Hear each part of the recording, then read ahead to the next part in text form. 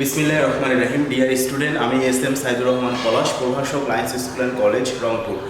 দেখো, আজকে গত দুটা ক্লাসে আমি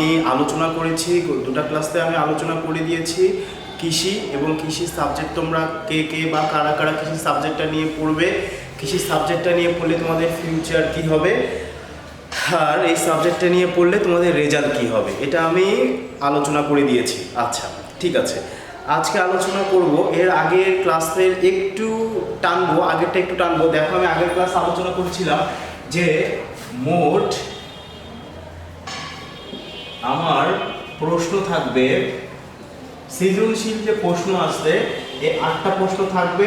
তার মধ্যে আমাকে 5টার অ্যান্সার করতে হবে। 5টার মার্ক থাকবে 10 করে, ইকুয়াল টু হচ্ছে আমার 50। 25টা এমসিকিউ থাকবে। 25টা এমসিকিউ গণন 1 হচ্ছে আমার 25 মার্ক। 25 মার্কের একটা প্র্যাকটিক্যাল পরীক্ষা হবে। 25 মার্কের একটা প্র্যাকটিক্যাল পরীক্ষা হবে, এই হচ্ছে 100।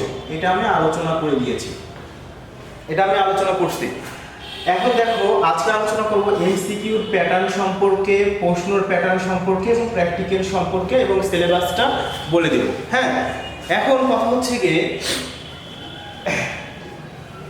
যে আমি যদি এখন এখানে বলি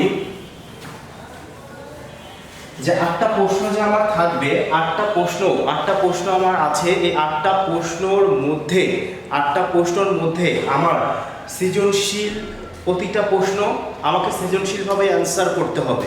এই 8টা প্রশ্নের মধ্যে আমার চিত্র, মিনিমাম 2টা চিত্র থাকতে পারে। কোনোবার বোর্ডে একটা চিত্র আসে, 2টা ছক আসে। কোনোবার বোর্ডে 2টা চিত্র সম্মিলিত প্রশ্ন আসে, একটা ছক আসে, বাকি থাকছে 5টা সৃজনশীল প্রশ্ন হয়। তার মানে তোমাকে ধরে রাখতে হবে যে একটা চিত্র বা 2টা চিত্র কনফার্ম চিত্র দ্বারা প্রশ্ন থাকবে। তারপরে কথা হচ্ছে একটা ছক আকারে প্রশ্ন থাকবে। আমি বই নিয়ে এসেছি, আমি দেখিয়ে দিব। ছক দ্বারা প্রশ্ন থাকলো, তারপরে প্রশ্ন থাকবে হচ্ছে আমার কি, আর যে 5টা আছে 5টা থাকবে আমার সৃজনশীল ভিত্তিতে। আর এমসিকিউ 25টা বিভিন্ন অধ্যায়ের ইম্পর্টেন্ট যে টপিকসগুলি আছে, বিভিন্ন সালের যে প্রশ্নগুলি আছে, এগুলি পড়লে মোটামুটি 20-এর মতো কভার হয়ে যায়। এখন একটা ছেলে যদি মনে করো প্র্যাকটিক্যালে সে 25 পেল, তারপরে ধরো লিখিততে 35 পেল, আর এমসিকিউতে পেল 20, তার মানে দেখো 30, 40, 50, 60, 70 ইকুয়াল টু তার 80 হয়ে যাচ্ছে। দ্যাট মিনস আমি বলতে চাচ্ছি যে এ প্লাস পাওয়াটা একটু ইজি। হ্যাঁ, এখন দেখো তোমাদের সামনে প্রশ্নর প্যাটার্ন। দেখো, এই বইটি তোমরা অনেকে আমাকে ফোন দিয়ে বলো যে স্যার, এখানে দেখো লেখা আছে দেলোয়ার হোসেন হাওলাদার এবং লেখা আছে হুমায়ুন কবির। এই দুইজন রাইটারের নাম। ফার্স্ট পেপারও এই বইটা, সেকেন্ড পেপারও এই বইটা, এই রাইটারেরই সেকেন্ড পেপার নিবা। এখন দেখো, এইখানে আমি সালের যদি আমি প্রশ্ন ঘাটি, দেখো এইখানে এই যে 2019, এখানে লেখা আসছে দেখো সিলেট, বরিশাল, চট্টগ্রাম, রাজশাহী বোর্ড। দেখো, একটা চিত্র, 2টা ছক প্রশ্ন হয়েছে। হ্যাঁ, তারপরে যদি তোমাদেরকে দেখাই যে এখানে দেখো এই প্রশ্নটা ছিল আমাদের ঢাকা, কুমিল্লা, যশোর এবং দিনাজপুর বোর্ডের জন্য। দেখো, এটা ছিল ঢাকা, কুমিল্লা, যশোর এবং দিনাজপুর বোর্ডের জন্য। এখানে আমার চিত্র কয়টা ছিল? চিত্র ছিল আমার মোটামুটি 4টা চিত্র। এখানে আবার 4টা চিত্র সম্মিলিত প্রশ্ন হয়েছে। তারপরে দেখো, আবার যদি আমরা চলে আসি, তারপরে দেখবা এখানে এই বোর্ডের যে প্রশ্নটা হয়েছে, এই বোর্ডের প্রশ্নটা হয়েছে 2টা এমসিকিউ নিয়ে, 2টা চিত্র দিয়ে এই বোর্ডের প্রশ্নটা আমার হয়েছে। ঠিক আছে, কথা বলতে গেছে, তাহলে ধারণা পাওয়া যাচ্ছে যে মোটামুটি চিত্র সম্মিলিত প্রশ্ন 2টা থাকবেই। আর তারপরে দেখো, এমসিকিউ যদি বলি,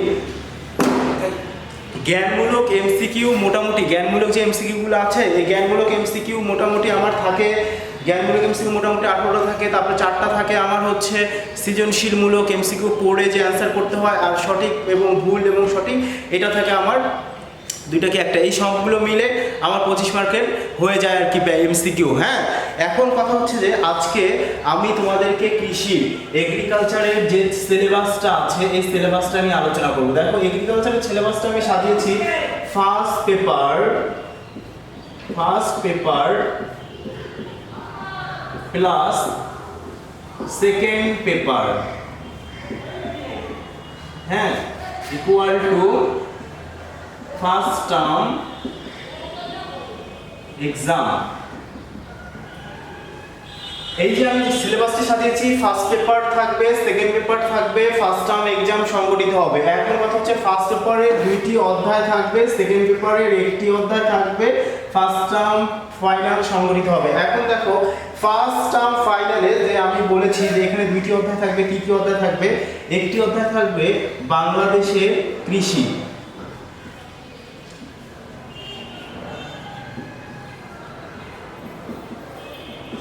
বাংলাদেশের কৃষি, আরেকটি থাকবে হচ্ছে ভূমি সম্পৃক্ত কৃষি প্রযুক্তি।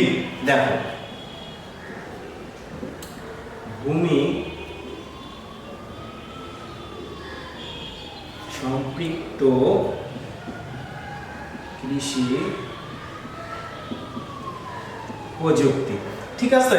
আর সেকেন্ড পেপারে যেটা থাকছে, সেকেন্ড পেপারেরটা থাকছে হচ্ছে একটি অধ্যায় বনায়ন।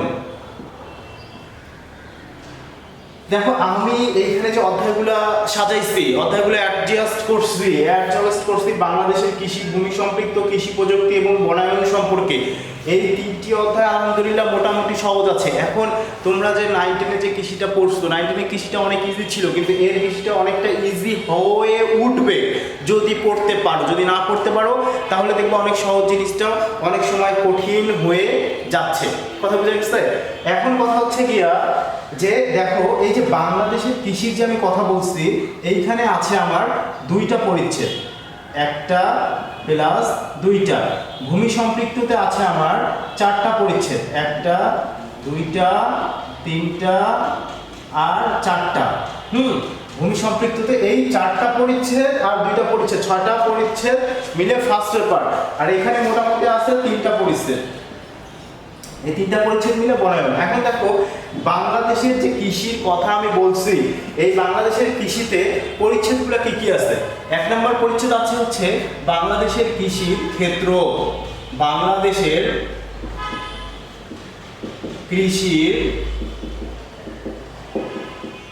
ক্ষেত্র। হ্যাঁ, দ্বিতীয়ত আছে ভূমি সম্পৃক্ত কৃষি প্রযুক্তির কথা এখানে বললাম, এটা হচ্ছে সেকেন্ড। বাংলাদেশের কৃষির মধ্যে আছে বাংলাদেশের কৃষির ক্ষেত্র, আরেকটা পরিচ্ছেদ আছে সেটা হচ্ছে আমার কৃষির সম্ভার। সম্ভার মানে কি? কৃষি প্রাপ্তির উৎস, কৃষি তথ্য সেবা প্রাপ্তির উৎস, কৃষি তথ্য ও সেবা প্রাপ্তির উৎস।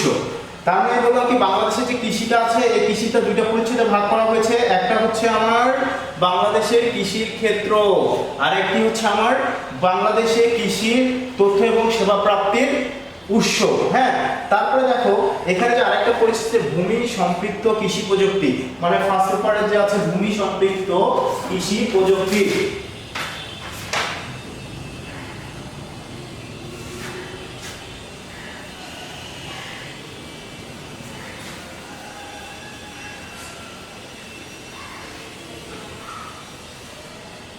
দেখো ভূমি সম্পৃক্ত কৃষি প্রযুক্তি, এখানে কি বললাম? ভূমি সম্পৃক্ত কৃষি প্রযুক্তি, ভূমি সম্পৃক্ত কৃষি প্রযুক্তির কথা বললাম। এখানে 4টা পরিচ্ছেদ আছে। দেখো 4টা পরিচ্ছেদ কি কি? 1 নম্বর হচ্ছে মাটির অম্লত্ব এবং ক্ষারত্ব। আমি আগেই বলেছিলাম যে হচ্ছে কৃষি আলহামদুলিল্লাহ এমন একটা সাবজেক্ট, আলহামদুলিল্লাহ যে কৃষির মধ্যে কেমিস্ট্রি আছে, বায়োলজি আছে, অনেকটা ফিজিক্সের টাচ আছে। হ্যাঁ, মানে বিভিন্ন সাবজেক্টের একটা সংমিশ্রণ হচ্ছে কৃষি। দেখো এখানে বলতেছি মাটির অম্লত্ব ও ক্ষারত্ব। দেখো মাটির অম্লত্ব এবং ক্ষারত্ব, এই অধ্যায়ে মাটির অম্লত্ব এবং ক্ষারত্ব পরিমাপ, মাটির অম্লত্ব এবং ক্ষারত্ব কিভাবে সংশোধন হবে, মাটির অম্লত্ব এবং ক্ষারত্ব কিভাবে সলিউশন হবে, এই বিষয়গুলি আমার এখানে ইনক্লুড করা আছে। 2 নম্বর হচ্ছে মাটির গুণট রূপান্তর, মাটির গুণট রূপান্তর। হ্যাঁ, মাটির গুণের রূপান্তর এই পরিচ্ছেদে আছে কি? এই পরিচ্ছেদে আছে হচ্ছে মাটির যে বিভিন্ন মাটিতে তুমি ধান গাছ লাগাইতে যাবা, তুমি ধান লাগাবা, দোআঁশ মাটিতে ধান আমাদের ভালো হয়, কিন্তু তুমি যদি বেলে মাটিতে ধান লাগাও তাহলে ভালো হবে। এই যে মাটির যে রূপান্তর, বেলে থেকে দোআঁশ, দোআঁশ থেকে বেলে, তারপরে বিভিন্ন মাটি থেকে বিভিন্ন মাটির সংগঠনে পরিবর্তন করা, এটা এই অধ্যায়ে আলোচনা করা হবে। আচ্ছা, তারপরে দেখো ভূমিক্ষয় ও ভূমিক্ষয় রোধ, ভূমিক্ষয় এবং ভূমিক্ষয় রোধ। একটা টপিকসটা দেখেই বুঝতে পারছো, মানে টপিকসটা দেখেই বোঝা যাচ্ছে যে ভূমিক্ষয় হয় প্রতি বছর আমাদের দেশে, বন্যা, বিভিন্ন দুর্ঘটনা, তারপরে হচ্ছে মাটি চলে যাওয়া, এগুলো দিয়ে ভূমিক্ষয় হয়। এবং এই ভূমিক্ষয় হওয়ার পরে উপরের যে উর্বর যে মাটিটা আছে, এই উপরের উর্বর মাটিটা সরে যায়। এখন এই ভূমিক্ষয়টাকে কিভাবে রোধ করতে পারবে, এটা নিয়ে আলোচনা। তারপরে হচ্ছে সেচ এবং নিকাশ, সেচ ও নিকাশ। একটা জিনিস খেয়াল করছো, একটা জিনিস খেয়াল, মানে একদম ইজি একটা বিষয়, যে দেখো আমি যখন বলছি বাংলাদেশের কৃষির ক্ষেত্র, তারপরে বললাম কৃষি তথ্য এবং সেবা প্রাপ্তির উৎস, তারপরে বললাম ভূমি সম্পৃক্ত কৃষি প্রযুক্তি। দেখো এখানে যখন বাংলাদেশে কৃষির কথা বলছি, বাংলাদেশে কৃষির কথা বলছি, তখন ওই অধ্যায়ে যে দুইটা পরিচ্ছেদ আছে, দুইটা পরিচ্ছেদের পার্টগুলো কিন্তু একদমই সহজ ছিল, একদমই সহজ ছিল মানে কি এখনো আছে। তুমি এখানে জানবা বাংলাদেশের কৃষি কি, কোন ফসল কোন মৌসুমে ভালো হয়, তারপরে কৃষির যে তথ্যগুলো আসছে, কৃষির যে সেবাগুলো আসছে, এই যে পাট গবেষণা কেন্দ্র, তারপরে গম গবেষণা কেন্দ্র, তুলা গবেষণা কেন্দ্র, এই গবেষণা কেন্দ্রগুলো থেকে কীভাবে তুমি ইনফরমেশন নিবা, এইটাতে জানবা। তারপরে দেখো যখন ইনফরমেশন নেওয়া হয়ে গেল, তখন তুমি জানবা যে মাটিতে এখন তুমি গাছ লাগাইতে যাবা, তখন তুমি বুঝতে পারবা যে মাটির অম্লত্ব এবং ক্ষারত্ব, মাটিটা অম্লত্ব এবং ক্ষারত্ব আছে কিনা সেটা বুঝতে পারবা। যদি মাটির অম্লত্ব হয় তাহলে মাটির গুণত্বে তোমার রূপান্তর করতে হবে।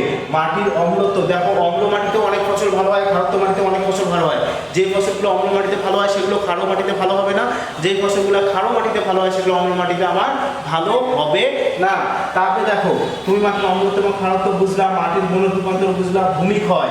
তারপরে দেখো তুমি ভূমিক্ষয় বুঝলা, ভূমিক্ষয় মাটির গুণের যখন তুমি বুঝলা, তখন তুমি করলা কি ভূমিক্ষয়, জমি কিভাবে ক্ষয় হচ্ছে, জমি কিভাবে সংগঠন করা যাবে, জমি কিভাবে ভূমিক্ষয় রোধ করা যাবে, এইটা তুমি জানলা।